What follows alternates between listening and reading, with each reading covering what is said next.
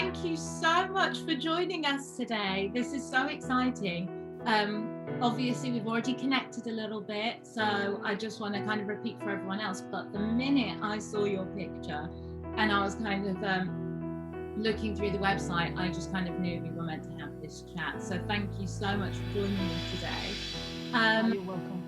I suppose it kind of starts or stems from, let's say, the idea that dreams play a much bigger part in our lives than we would like to think. And I think, in my opinion anyway, we've kind of got two categories of people, right? So we've got the non-believers. They don't think dreams are for anything. It's kind of just an experience. They may not actually even remember a lot of their dreams or don't see the importance of remembering it. And so they never really want to talk about it. They kind of fluff it off. And then you've got this side over here, and they're much more into, like, they're the type of person that wake up first thing in the morning and they're annoying their housemate, you know, like, guess what I dreamed about last night? And to be honest, I think I fall under that category. But equally, there are kind of those little grey areas where people maybe actually have very vivid dreams, but they're not questioning why are they having vivid dreams? What could it potentially mean? So I wanted to know from you, where do you stand with this? Well, definitely the second category as well. I mean, to be fair, some dreams might just be, you know, if you dream, for example, the classic thing of having to go to the bathroom. I mean, obviously, there's a reason for that. It's because your body's trying to tell you that you need to go. So there's still a reason, you know, a meaning. It's just very mundane. But definitely, yeah, the second category. I mean, dreams. To me, make a lot of sense because they're about emotion most of the time. They're about trying to express an emotion that you're having, whether positive or negative, trying to work out problems. If you suffer from anxiety, you might have a lot of, you know, anxious dreams that represent your fears, but it's actually a good thing. And even if you have had some trauma, often in the nightmares are a way for your brain to try and work through the trauma through the dream. And dreams can also be used, you know, to solve problems.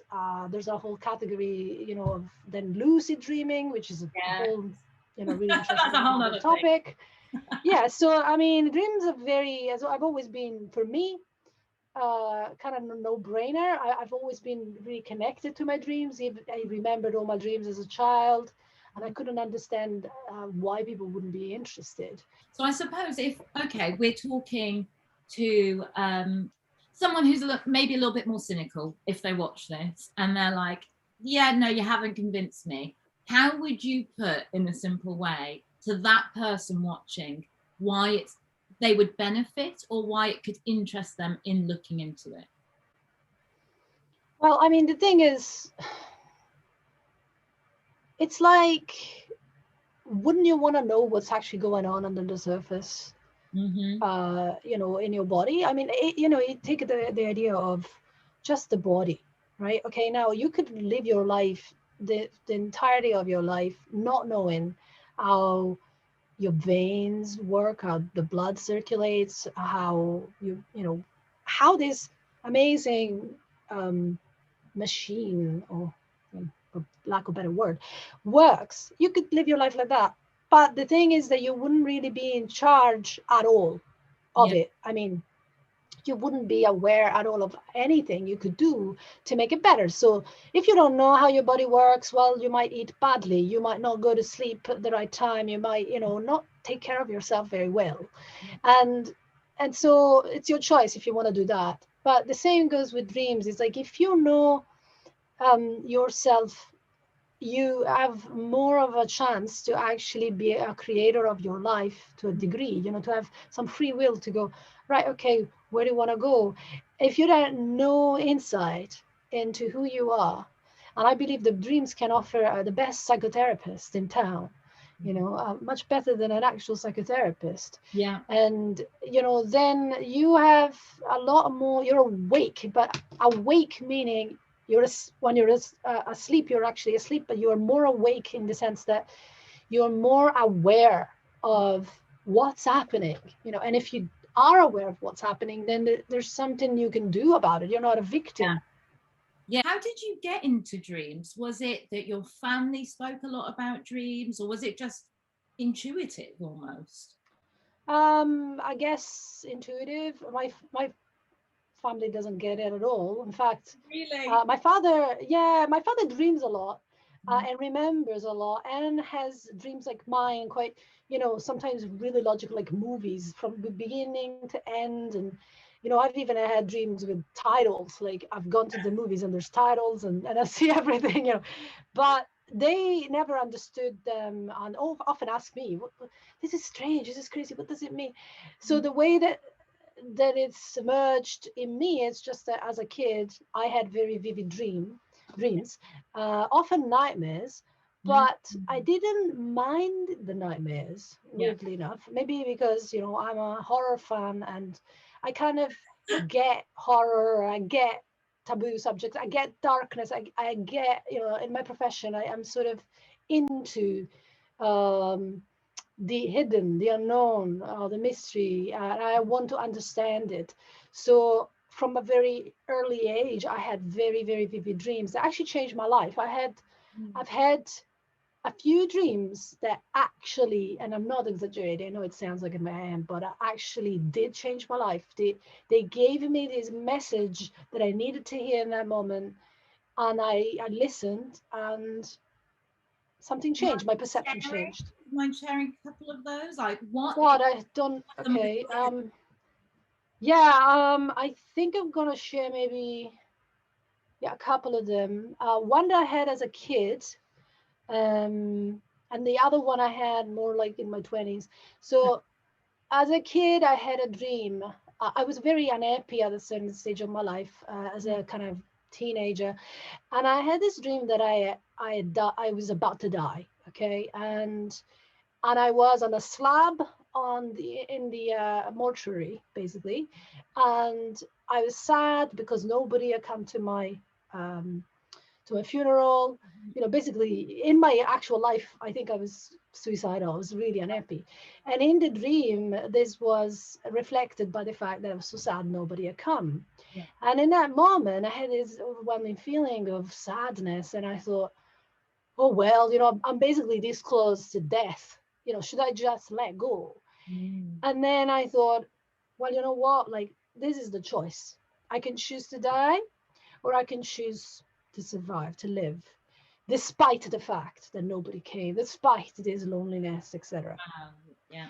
And in that moment, I decided that literally in the dream to open the door, and this amazing light came out. And I was just like, whoa, moment of, God or something. I mean, it wasn't God, but it was like just, life. And I felt it was the right decision. And it changed, my perspective. I was able to overcome this horrible feeling of loneliness and depression. I mean, it doesn't mean that I was always happy, but I didn't want to kill myself anymore. It was just like, right, I choose life. Quite interesting because it's almost like you opening the door is the pivotal moment in the dream, isn't it? And it's like what's hidden behind that door. That's your urge or needing or wanting to survive, to keep fighting. The light has been shone on you. I don't know if you've read this book. It's by a lady called Melinda Powell. I've actually got it here next to me. I'll show you. The Hidden Lives of Dreams. Check this out if you haven't read it, because I say it because you mentioned light. So she breaks down all these different elements that we can find in our dreams, which generally kind of link itself well to nature. So trees, rocks, and minerals, and light is actually part of it. And I think you might quite enjoy that one, actually. Sure, I'll check it out for sure. And so, okay, so you have this pivotal moment. And how do you move forward using the dream? Do you keep reminding yourself of what happened in the dream, or was it just like a one impactful moment? In that case, I don't think I'd needed to think about it again. Yeah. It was strong enough. Yeah. There have been, but there have been other cases in which I had to remind myself of, oh, you see, remember what the dream, for example, I was going to tell you another dream, but I've had a dream that was really interesting in terms of telling me about the nature of consciousness. Because in this dream, it was kind of like everything that I imagined um, became reality. And at first, it was these horrible things, you know, like I'm very scared of spiders, so I would see these awful spiders and you know monsters and anything at all that I would think of, bang, it would manifest, right? So then in the dream, I remember having this thought of, oh, this is how it works. So, oh, so I have to be really, really disciplined in my thoughts. I have to think about something positive. I shouldn't think about, oh no, it's happening again. And then the only way that I could get out of this awful nightmare, because I couldn't wake up from it, and the only way was to think about positive things. I was like, I need to think about what I want. I need to think about what I want. I need to think about things I like, things I like, things I like. And I kept on repeating this, and so that the horrible monsters would go. And so when I woke up, this was a huge revelation. Well, not revelation, but I mean, I always thought about these things, but it really brought it home that how important it is to focus on what you want rather than what you don't. Because if you do, well, whatever you focus on is basically created in your consciousness immediately. So you might as well, you need to be aware of what you're creating. Yeah, yeah, absolutely. It's like this inner world, isn't it? And I suppose it so easily seeps out into reality. So the moment you're having this thing that like everyone's against me, I'm having a really tough time. And these things can be true, but I suppose it's like that self-narrative, isn't it? Because the minute you kind of indulge too much in that thought, really everything you see just get projected in that way. And it's almost like everything's got a double image to it. So it's which image Yeah. to see. Yeah, I mean, I believe the external reality is a mirror of your internal reality. Yeah. So, whatever you believe about yourself, whether good, bad, true, untrue, doesn't matter. Whatever you believe is reflected in the external world, by the people you meet, Yeah. the things that happen, you know, and so if you change your inner belief, it will change your energy. It will change um, the external world to the extent to which your belief has changed. Yeah. What I was just actually thinking about as you were saying that is that almost your dreams really make sense as to why you are now in the career path that you've chosen. Because I saw on your website as well that it kind of mentioned about positive psychology, neurolinguistics. And I'm like, oh, okay, well, you were kind of already doing that in your dream naturally. So for you to have taken this path, it's kind of well linked, isn't it? Yeah, I mean, even since I was a child, I would create all these strange things that now I know are kind of hypnotic in nature. You know, once when I was, I'm not going to give you like the full example because it's a bit gross, but I made myself not like certain foods, you know, because I didn't, you know, when I was a little kid, I would eat a lot of stuff that I shouldn't eat, and I didn't want to be a big person, and I was like, well, I don't want to have anorexia, I don't want to have bulimia, you know, what, how am I going to do this and stay thin? And so I basically kind of I made it up. I made up this thing called autogenic training. And when I was like 10, I was like, right, this is autogenic training. And it was just basically an autosuggestion, which is like imagining that something that you don't want to eat in this case is a horrible thing, you know, just imagining it as being awful. Yeah, you just So that you associate it. disgust So it. let's say, like, Yeah. yeah, it could be a piece of rubbish on your plate instead of the food. Yeah. Yeah. Yes, that's very intelligent for that age. Maybe not the happiest of moments, but very intelligent. I can't say I was that working at that level at 10. I don't know. I mean, I'm interested in many things, but for me, as you know, I'm an artist as well, and Yeah, pretty much I'm more that than anything else. But the nature of consciousness, the nature of reality, has always fascinated me. You know, it's like, what is reality? Is there even a reality, or is it everything just subjective? You know, it's a subjective reality. And I believe really that that's what it is, that there's no yeah, such thing as I think I reality. agree with you on that because you can be on the completely other side of the world and grown up in a completely different circumstance, and your version of what the world is or what reality is going to be far different from anyone else living the complete polar opposite to you, isn't it? Yeah, yeah. Of course, there are things that that bring us together that we all share. But Yeah. yes, what even words that we may think, okay, this table is a table is a table. Well, not really, because it's a symbol, and then how you see it is different to how I see it. The meaning I give it is different to the meaning you give it. Yeah. It depends on our beliefs. And so, do you think often how we're kind of looking outwards is then seeping back into the dreams? Yes, I think dreams definitely can show you what you're worried about, what is important to you, what you're trying to figure out, and you can actually ask your dreams to solve a problem. I mean, Yeah. I've done that before. Many years ago, I was doing this course, and I didn't enjoy much. I really didn't. But I'm one of those people that are like, you start something, you finish it, Yeah. and I hated this course. So I didn't know what to do. And I asked my dream, okay. I said, I went to bed and I started repeating to myself, okay, what should I do? What should I do? Give me an answer. Give me an answer. I'm Mm. going to have an answer tonight about this. And then I went to sleep, and I dreamt that the school that I was studying at was on fire.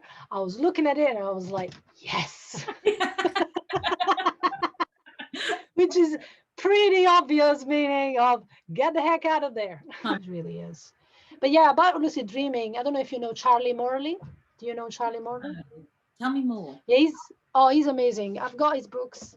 I've met him as well, and I've gone to one of his I'm just going to write this down. one, Was Charlie? I'll show you some of his books. I got them out because I thought maybe you'd be interested. So Perfect. this one is Lucid Dreaming Made Easy by Charlie Morley. And the other one that's very good is Dreaming Through Darkness.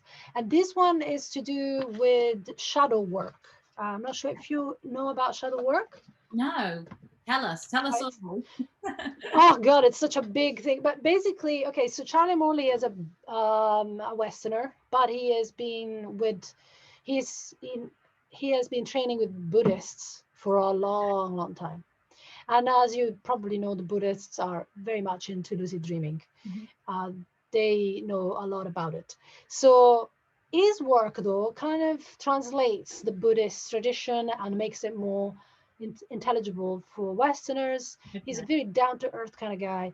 And he uses lucid dreaming for shadow work. So, shadow work, I think, is such an important kind of modality that I use it with my clients, even though it's not necessarily, well, Jung used to think it was, used to classify it as a psychotherapeutic technique. But, Mhm. without going into that, basically, shadow work is when you work with the aspects of personality that you have rejected because for whatever reason you think they're not good, they're not appropriate, they shouldn't be there. So all the bad things, but also all the too good things. For example, so the dark shadow is like, oh, I don't like myself, I hate myself because I am selfish, and I am um I don't know, vain, and I am impatient, and all these things, that you think, oh, they're horrible, I don't like them. And then the golden shadows are the aspects of yourself that you think you can't show to others for fear that they might think you are too much, and some of these could be, for example, um, I am too full, too full of myself. I am too extroverted and loud or something, right? Um, so the idea is that until these aspects are integrated back and accepted back into your personality, and you learn to love all of them, you cannot be really a full human being. You can't be healed. You will be triggered by things, and you will project your shadow onto other people, and your shadow aspects will control your life. They will come, for example, if you've got the shadow of anger, like you think, oh, anger is a bad thing. Well, what might happen is that you might surround yourself with very angry people. Yeah. And these people, or you might suddenly get super angry and kind of out of control, out of nowhere, almost as if somebody has possessed you, or you might, really, really, really like meet a lot of people that you can't stand because they're so angry and they might get angry at you. Yeah. So, you need to integrate all of this. So the way that he uses it is he uses the shadow work during your lucid dreaming. So first you need to obviously know how to lucid dreaming, Yeah. how to lucid dream. And then you would say, for example, okay, tonight I'm going to meet my shadow. Right? So you imagine meeting your shadow and embracing your shadow. Okay. And so Yeah. you speak to it, you communicate with it? You can, but the idea is that you love your shadow. You don't run away from your shadow anymore. Your shadow is part of you. It's got something to teach you, and it's about integrating it. So the embrace is, what you really want to do. You want to manifest in the dream. It's Yeah, very and transformative. accept it almost. Yeah, it's very transformative. I mean, funnily enough, when I was a kid, I mean, I didn't know any of this, but I had a dream a recurrent dream that I was always chased by killers. Yeah. The killer, he was chasing me all the time. And one day, I turn around and two things happen. First, one dream I said, okay, just kill me. I'm not going to run away anymore. Just do it. You gave up. But it was amazing because the killer killed me. But then it was like, oh, no longer am I afraid of this because it wasn't that bad, Yeah, yeah. You've seen what could have happened, wherever you were running away from, or what you thought was going to happen when he kills you, actually didn't kill you. It's like a part of me who killed the other part of me, and it needed to happen. Whatever that meant. But it's my shadow that I was running away from. That part of my shadow, because the shadow is many things, but this particular part of my shadow that needed to, I couldn't run away from anymore. I needed to invite back in my life and say yes to. So when you've got clients that come to you and they're suffering from night terrors or nightmares, and is this the technique you take them through, or is there a couple of different ones that really stand out for you that tend to work well with people? Yeah, we can use that one, but for sure. But there's also another one. I mean, that's the shadow work, and then there's dream work in general. So dream work, it's quite simple, really.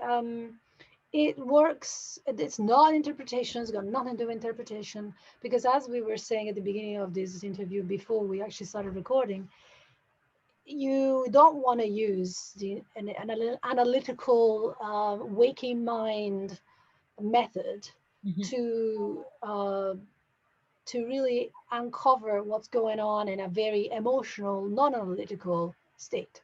Yeah. So there's no point in doing that. So what you want to do with this dream work, which by the way was invented by Randall Churchill. God, I can never pronounce that name very well. That's his book, Become the Dream. Yes, yes. And this was one of my teachers. I actually met this guy, and he's amazing. He's one of the teachers of the teachers, Anyway, so he uses dream work, and basically the way it works is this: when you are recalling a dream in the present tense, as if it's happening now, with your eyes closed, and in a state of relaxation, you actually enter hypnosis automatically. That's it. Then, while you're telling the dream, after you've told the dream, what I would do is I would ask you to become, in turn, each of the characters. So I'd say to you, okay, now I would choose one character that stands out, and I say to you, okay, become this character. What are you doing? How does it feel to be such and such? And then I would get this person to switch onto a different character and get them to have a dialogue. And in this dialogue, the client gets to experience the inner process of how do you feel inside? What's the feeling you're having, and what needs to be expressed, because there's a reason why the character is there. And so then you would have, if there's a conflict, often there is a conflict, you get the person to live it out in the dream.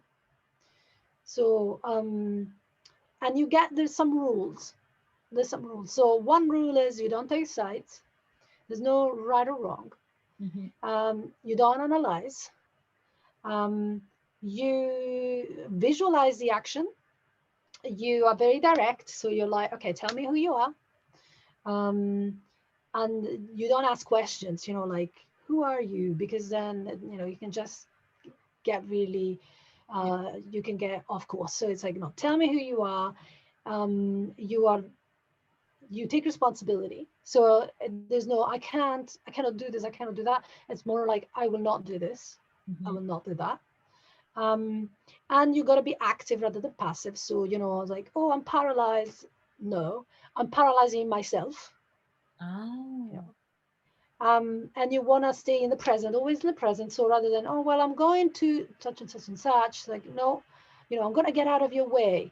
No, I'm out of your way now, for example. And if there's anything like painful, so, I'm in pain, I'm tense. Okay, again, you can take responsibility. I'm tensing myself, and then I'm putting this tension in an imaginary pillow, or you can give the person a pillow to put the tension in. So, I don't feel anything. I'm cutting myself off from my feelings. That sort of thing. You stay with the dream. You stay with the conflict until it is resolved. You do not stop this until it is resolved.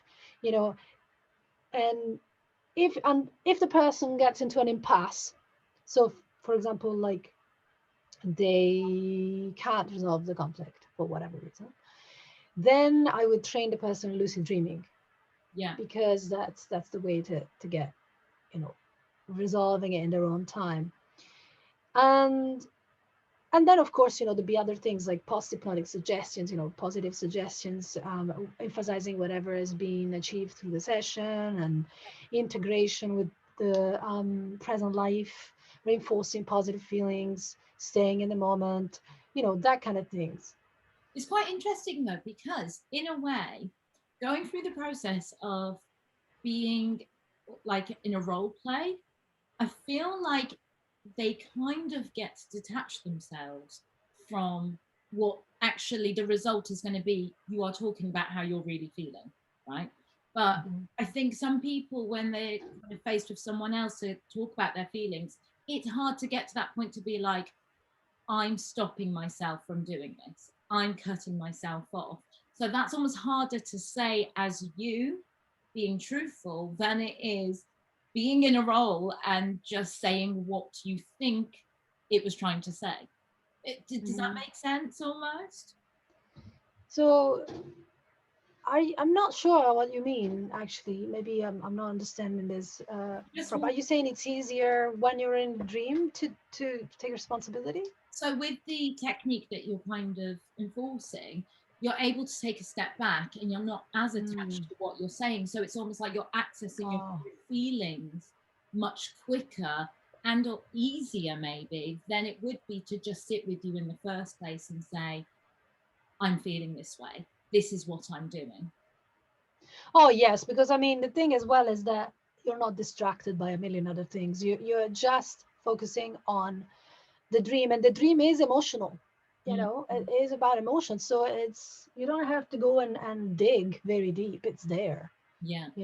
Whereas if you do a normal process, sometimes it can take quite a bit of time to get to the feeling, because people have defense mechanisms, and and they don't. Sometimes it's that sometimes the person doesn't feel safe or whatever, but in the dream, it's already there. The feeling's there. There's nowhere else to go. So, just to finish off, I've got 5 quick questions that I'm going to ask you. Like a little bit terrified. I know. It does sound terrifying, right? If someone said that to me, I'd be like, no, it's happening. But I'm going to do it anyway. So, Okay. You just need to fill in the blanks, the first thing that comes to your head, with as few words as possible. But don't worry, I haven't done any trick games, okay? Okay, okay. So let me get it together. Dreams allow us To open worlds that would be otherwise closed. beautiful. Understanding myself helps. To heal myself. Speak it, sister. Yes. One thing everyone should incorporate into their life is Self-love. the most important thing I value is Just at the risk of repeating myself, love, but I don't mean like romantic love. I just mean a more spiritual kind of idea of love, and a love that goes beyond what you like.